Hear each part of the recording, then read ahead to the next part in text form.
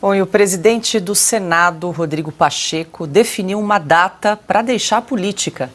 A informação foi publicada pela revista Veja. Em um jantar com políticos na casa do ex-governador de São Paulo, João Dória, na noite de segunda-feira, o senador mineiro disse que não pretende se candidatar a novos cargos públicos a partir de 2026, seu último ano de mandato.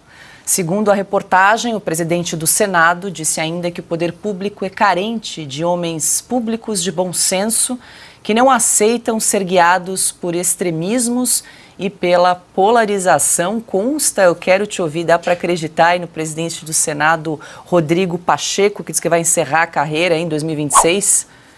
Eu não sei qual é o acordão aí, mas isso é mais ou menos como eu dizer que desisti de disputar a NBA, né?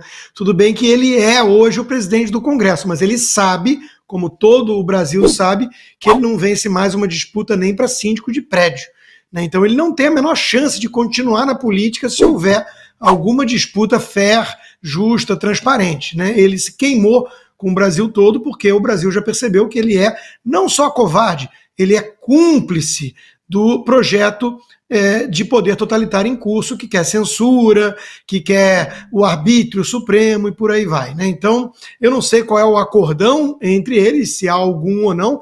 Ele tem muitas atividades lucrativas para fazer na banca advocatícia dele e tudo mais, né? Mas o fato é que ele não venceria nenhuma eleição em Minas Gerais ou onde quer que seja, depois de tudo que ele vem fazendo contra o Brasil.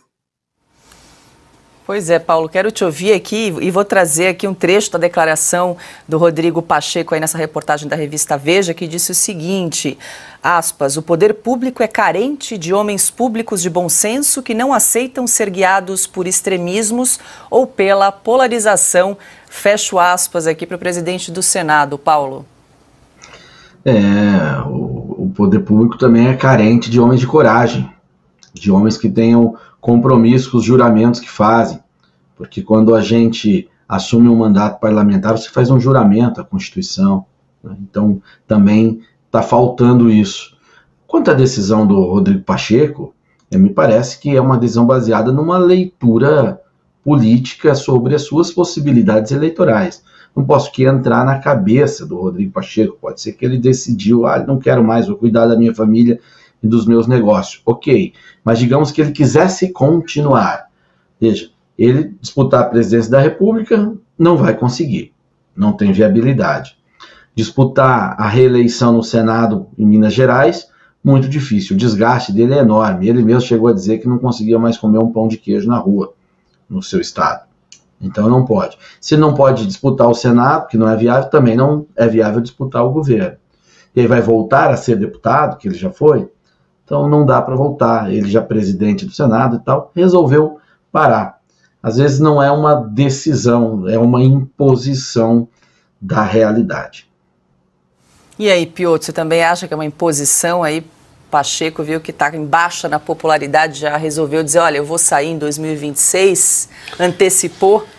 Acho que o Paulo Eduardo já resumiu a situação, né? O Constantino também tinha feito menção, a viabilidade política dele hoje é próxima de zero.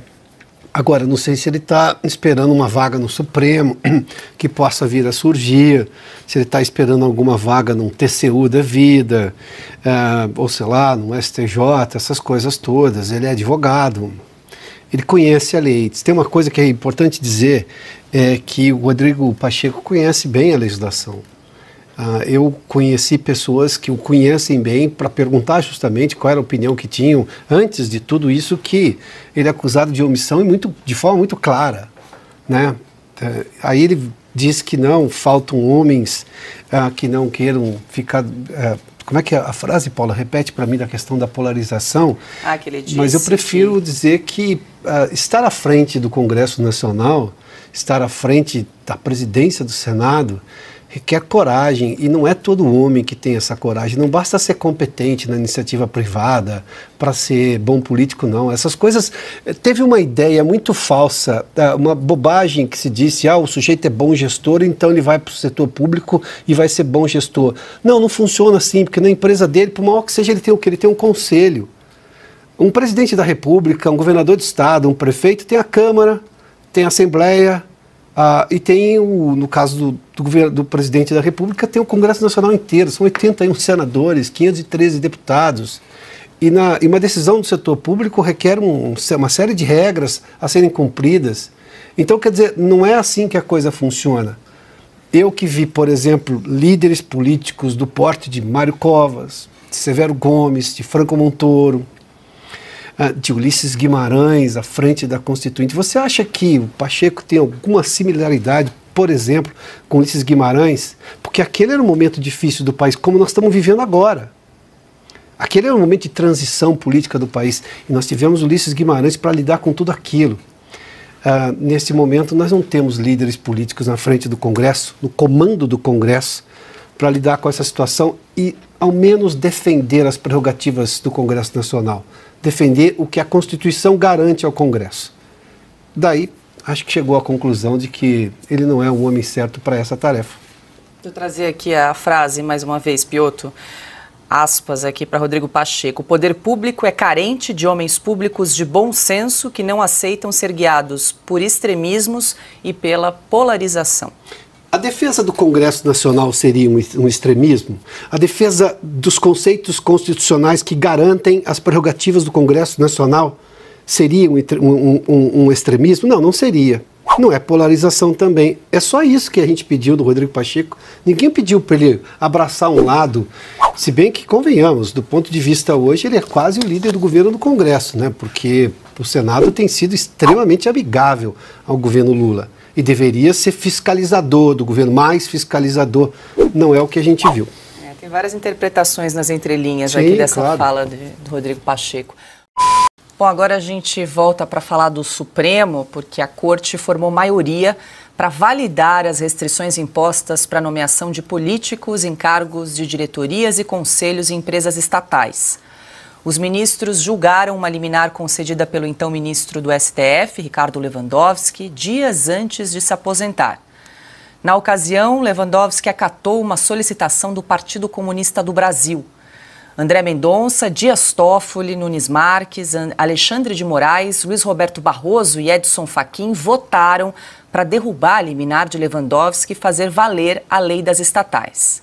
Porém, a maioria dos ministros acatou uma proposta de Dias Toffoli, que defendeu a manutenção das indicações feitas pelo governo Lula durante o período em que a liminar de Ricardo Lewandowski esteve em vigor.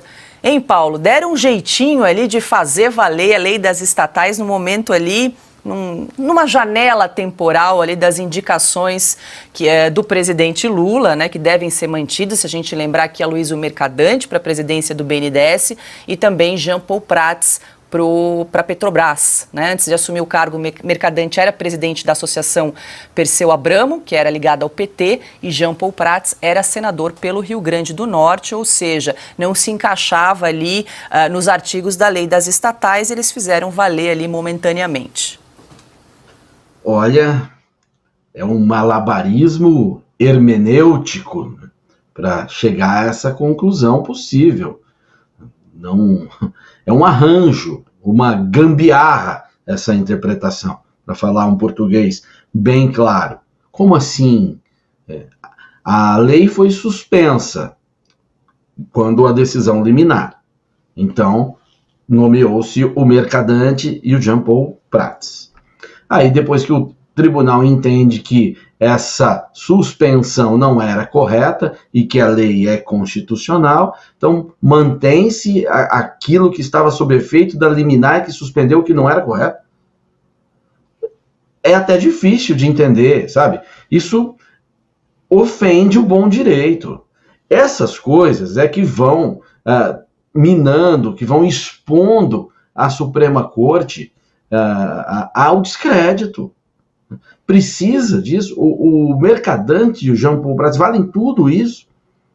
Você praticamente ignorar o bom direito para chegar num termo que agrade a todos, entre aspas. Não é para isso, gente. Tá? As coisas não estão bem no Brasil. Olha, definitivamente, né? Se a lei é constitucional, a decisão de nomeá-los, ela não cabe na lei e tem que parar, eles tinham que sair dos caras que estavam. e o governo nomear outros, era muito simples. Mas quando o Supremo passa a agir como se fosse uma junta que governa o Brasil e que quando a lei convém aplica, quando não convém aplica, aí as pessoas passam a não acreditar ou duvidar mais das instituições e depois o pessoal grita dizendo que a instituição está sendo atacada quando merece a crítica, né? Então, não é por aí, definitivamente não é por aí. A gente precisa resgatar a normalidade constitucional no Brasil.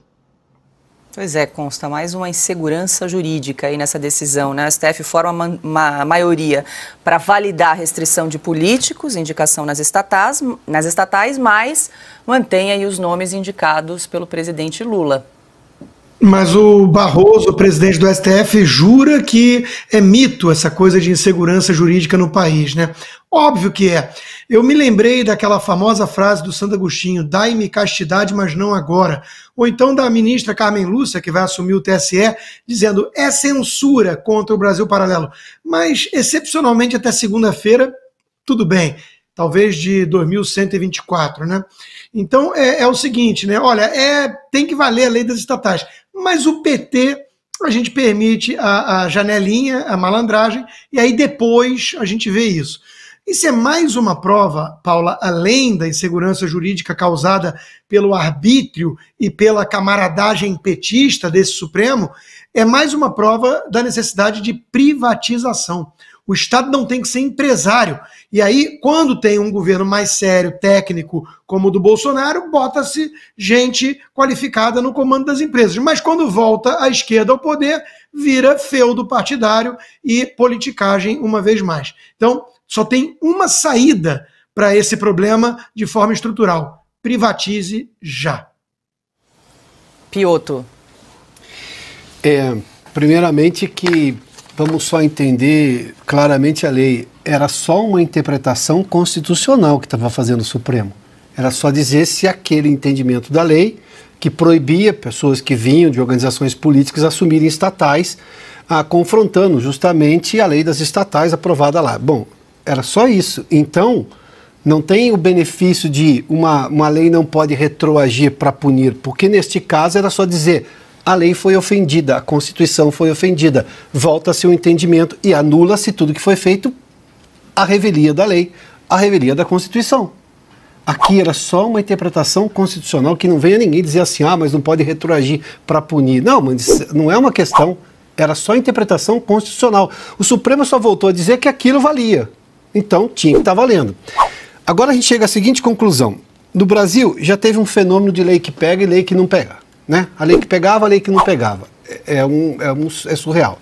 Depois criou-se um entendimento de lei que não existe. A gente está vendo esses inquéritos todos. O Constantino citou agora, né? Censura, mas até segunda pode. Bom, mas é censura ou não é? Porque a censura é vedada na Constituição. Agora nós temos uma lei que tira férias.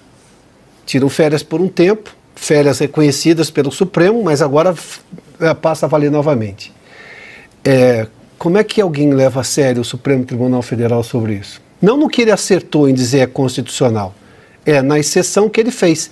Se o próximo presidente da República, seja ele quem for, recorrer ao Supremo para exigir ou pedir tratamento isonômico, ou seja, isonomia, olha, como o governo Lula teve uma liberalidade ali de poder colocar pessoas que vinham de entidades políticas no comando de estatais, eu queria também aqui, pelo menos nos meus próximos 4 anos aqui do meu mandato. O Supremo vai dizer o quê? Porque isso aqui é privilégio. A concessão ao governo atual do PT de manter, no entendimento agora que foi seguido pelos ministros ali na maioria ou a totalidade, eu não sei, que foi proposto pelo Toffoli, você faz-se uma exceção agora, uma exceção de interpretação constitucional.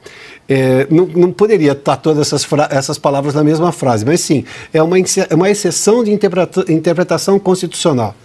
Mas se o governo, o próximo presidente pedir isonomia, o Supremo vai dizer o quê? Depende de quem pediu? Depende da capa do processo? Mas aí a Temis, né? A Temis rasgou a venda dos olhos ali, né? Porque, convenhamos, isso é um malabarismo jurídico hermenêutico, seja lá o que for que vocês gostem de chamar, mas, Paulo, eu não consegui imaginar que alguém chegaria a essa decisão na principal corte, ou na mais alta corte de justiça do país. Ô Paulo, quero te ouvir aí sobre essa declaração do presidente Lula, mas antes, no seu comentário anterior, você lembrou aí da ação, mais uma ação marqueteira aí da primeira-dama Janja da Silva, agora com relação ao cavalo que foi resgatado na tarde de hoje no Rio Grande do Sul. A gente vai acompanhar aí um trecho. Para quem anda divulgando fake news por aí, mais uma boa notícia, o cavalo Caramelo tá salvo, graças a Deus, aos voluntários, né, a gente está desde manhã cedo, 6 horas da manhã, mobilizando todo mundo para retirar aquele cavalo de cima do telhado. A gente conseguiu salvar mais uma vida. É isso aí, gente. Força Rio Grande do Sul. Eu vou incluir também a fala do presidente Lula sobre o resgate do cavalo. Vamos acompanhar. Nos últimos dias, ontem à noite eu fui dormir inquieto com a imagem de um cavalo em cima de um telhado. Ou seja, eu fico imaginando se aquele cavalo pensasse, como a gente imagina que são os pensamentos, o que aquele cavalo estava pensando, sozinho, em cima de um telhado. Eu não sei como aquela telha de brasilite não quebrou.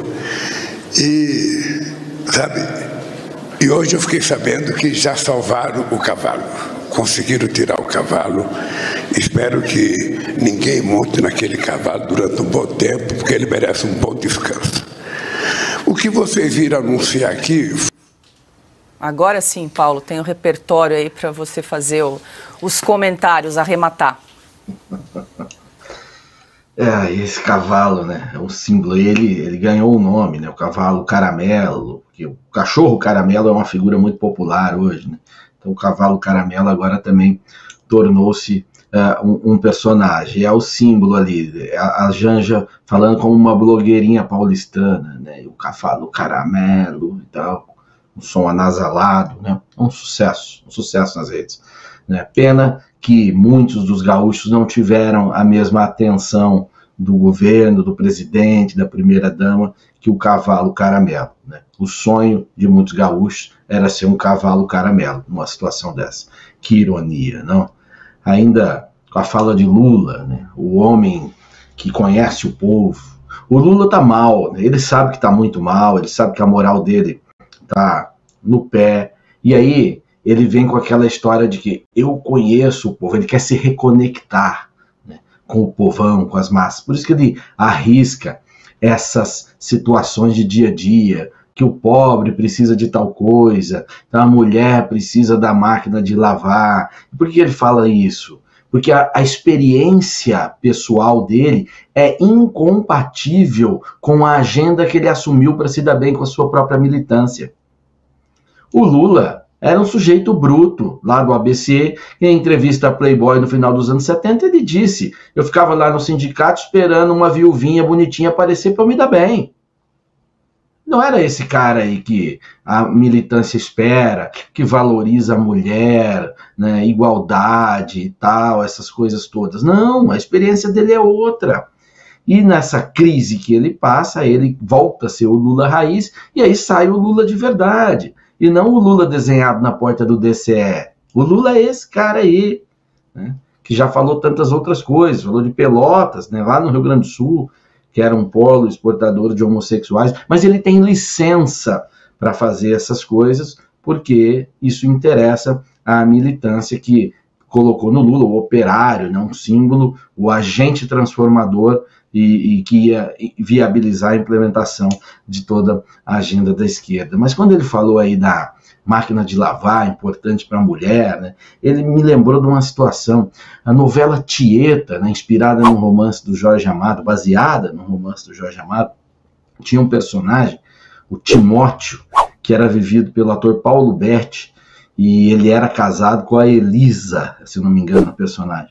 E o Timóteo marcou uma viagem para São Paulo, que eles falavam, que era o grande centro, que tinha as coisas interessantes. E ele foi até São Paulo. E a esposa dele ficou lá, né, no Agreste, ficou lá esperando, ansiosa por um presente sofisticado que ele fosse trazer para ela.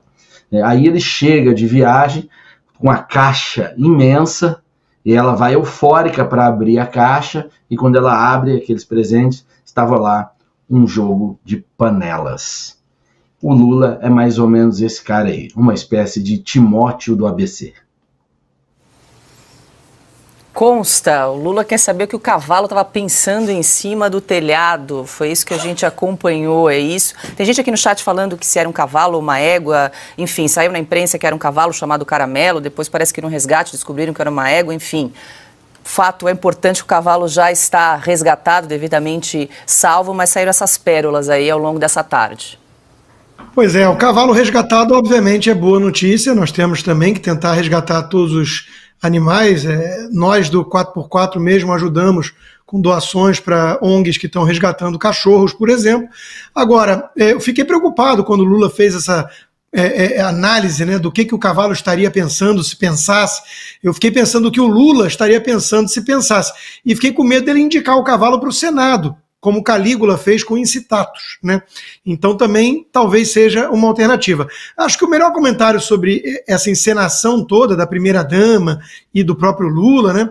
Eu acho que foi do Joaquim Teixeira, né? Que disse que, olha, não foi o primeiro cavalo que a Janja salvou, o primeiro equino. Ela já salvou um certo jegue em Curitiba, né? Foi o comentário sarcástico, se a gente ainda pode fazer no Brasil de hoje, em que qualquer crítica ao governo é alvo de perseguição, né? Mas a verdade é que o Lula é isso aí mesmo que o Paulo disse. Ele é bronco, ele é misógino, ele é machista, e ele é tudo aquilo que a esquerda lulista acusa Bolsonaro de ser, porque eles aprenderam a tática com o titio Lenin. Acuse-os do que você é, acuse-os do que você faz. A metralhadora giratória que os petistas ligam contra os seus adversários, os seus oponentes, eles o fazem sempre diante de um espelho. Silvio. Paula, muito rápido. Bom, que bom, repito, né, repito as palavras do Rodrigo, que bom que o cavalo, égua, não sei, foi resgatado, assim como qualquer animal, qualquer um, não importa o animal. Agora, eu fico imaginando um pai enlutado, são 107 mortos já. Ou um filho que perdeu a mãe, perdeu a avó, perdeu um homem que perdeu a mulher que perdeu o marido, ouvindo a Janja, falando sobre o cavalo Caramelo. Piotr? Eu vou ficar nesse ponto que o Silvio levantou. Nós também doamos para uma entidade aqui o dinheiro, na verdade, que vocês trouxeram aqui para esse movimento da Revista Oeste, também inclui ali uma organização não governamental, uma entidade séria que cuida de resgate de animais. Numa situação como essa, todo mundo está sofrendo. O meu ponto é, primeiramente, a primeira-dama consegue começar uma frase sem ser jocosa, sem aquele pedantismo de, olha, tem gente divulgando fake news. Bom, de fato, né, o governo pegou e acusou de fake news uma coisa que era verdade, a história das multas da Agência Nacional de Transportes Terrestres Federal.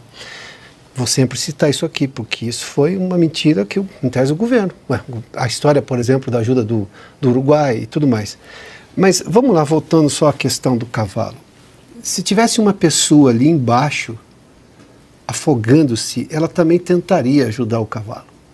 O que não é preciso fazer é desumanizar qualquer outro esforço em relação aos seres humanos para tentar levar o salvamento de um cavalo, que sim, deixa todos nós felizes porque deu certo, e voluntários se juntaram para fazer isso, voluntários fizeram isso. Inicialmente, depois talvez parece que chegou a força do exército ali, mas os voluntários, como tem tudo acontecendo ali com voluntários, fizeram isso. É óbvio que é importante salvar o cavalo, mas não precisa, a proteção dos animais não precisa desumanizar tudo o que acontece no planeta agora.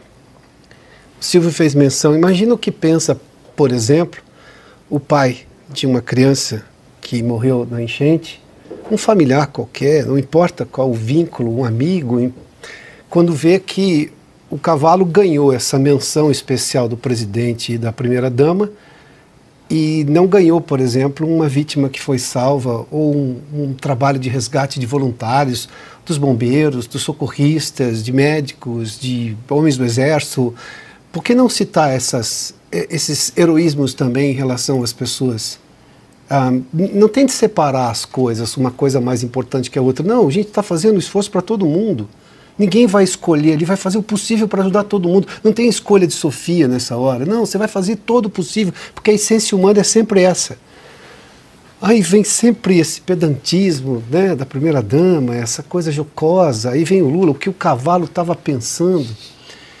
Enfim, o Macaco Tião foi eleito em 1988 para a Prefeitura do Rio de Janeiro, se não me engano. Foi eleito, não foi votado, 400 mil votos. Você lembra disso, Silvio? Se a cédula fosse de papel, eu corro o risco em dizer que provavelmente muita gente votaria agora no cavalo, como é que chamou? Caramelo também? Caramelo. Ou no cachorro caramelo, ou na ararinha azul caramelo, sei lá o quê, diante desse tipo de comportamento de certos políticos. Teve também o cacareco, né? Teve o cacareco também. Hipopótamo. Quando você tinha ali a cédula em papel, que o sujeito escrevia o nome do candidato ali. Aí o agora... Deputado André Janones tem voto de Moraes e Carmen Lúcia para se tornar réu a pedido da PGR. A ministra Carmen Lúcia, do Supremo Tribunal Federal, deu seu voto para que a queixa-crime apresentada por Jair Bolsonaro contra o deputado André Janones, do Avante de Minas Gerais, seja parcialmente aceita, abrindo assim um processo judicial. O julgamento virtual começou na sexta-feira e está previsto para terminar e continuar até 17 de abril. Até agora, o ministro Alexandre de Moraes acompanhou o voto da ministra. Segundo informações do site Metrópolis, o ex-presidente acusou Janones de calúnia e injúria por ter sido chamado de miliciano, ladrão de joias, bandido fujão e assassino, em postagens no X, antigo Twitter.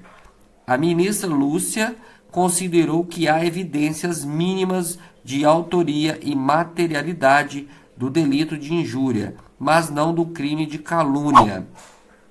A ministra avaliou que Janones não atribuiu falsamente a Bolsonaro um fato definido como crime nas postagens, o que é necessário para caracterizar calúnia. Ela observou que, como não há nenhum fato específico e determinado como crime na afirmação, o crime de calúnia não está configurado.